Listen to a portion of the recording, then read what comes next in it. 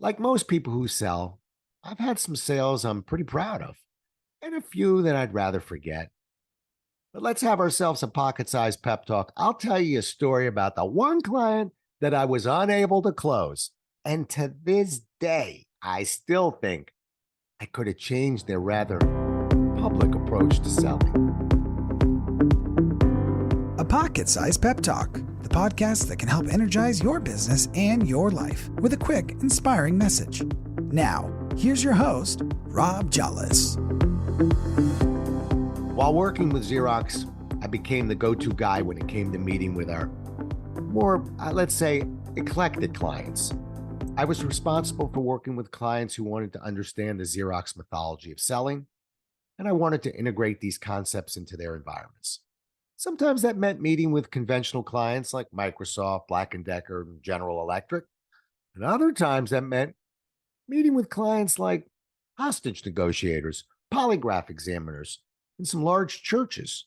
But my favorite client was QVC, not because of what I sold them, but because of what I tried to sell them. I never forgot that meeting. When I was told QVC was coming in, I had to prepare. The first step was figuring out what the heck QVC even was. Before you say, Rob, you got to get out a little bit more. The year was 1989, and QVC was in its third year of operation. I was told two things before the meeting. Firstly, QVC wanted to come in and have me work with their on-air personalities regarding their use of features and benefits when they sell. And secondly, I was told what channel it was on so I could watch a couple of shows. That night I went home and I caught QVC's version of a tool show. At that time, the host was selling electric circular saws. I heard many people call in, and each call went pretty much like this. Hi, how are ya? Great, Hank. I'm excited about purchasing this saw. Well, I'll bet you are. You know, this saw comes with a safety slide, and that means more protection for you. Yeah, I was looking for something like that. I can't wait for my saw to arrive. I'll bet you can't. Thanks for calling. After listening to this call, the first question that came to my mind was this. Who did this conversation appeal to? I suppose the call might appeal to anyone who was looking for a saw with a safety slide. But to me, it meant nothing because I wasn't looking for a saw.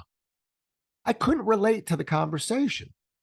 I could relate to the old, dull, and dangerous saw my dad had used when I was a kid. That thing had frightened me so much that I never even bought a saw as an adult. I could relate to the experience I had when I was building my own kid's treehouse. I'd been using a handsaw to cut the dozens of pressure-treated 2x8 pieces of lumber. Not having an electric saw not only wore out my arm in a hurry, it extended the project from a day to a month. In other words, I could relate to the problem of not having a saw, not the need of looking for a new saw. And that's when it hit me. QVC didn't need a conversation about needs. They certainly didn't need to learn the difference between a feature and a benefit. They needed to learn where the needs came from so they could talk about them effectively. They needed to learn that our problem shapes our need. They needed to learn that many more people would be interested in hearing about the problem that exists with those who didn't have an electric saw or older or unsafe saws, and how this new saw could solve many of these problems. They needed to learn that a conversation like this statistically would appeal to 10 times the number of people who were watching their show. I got up early, prepared my presentation, and gave it all I had.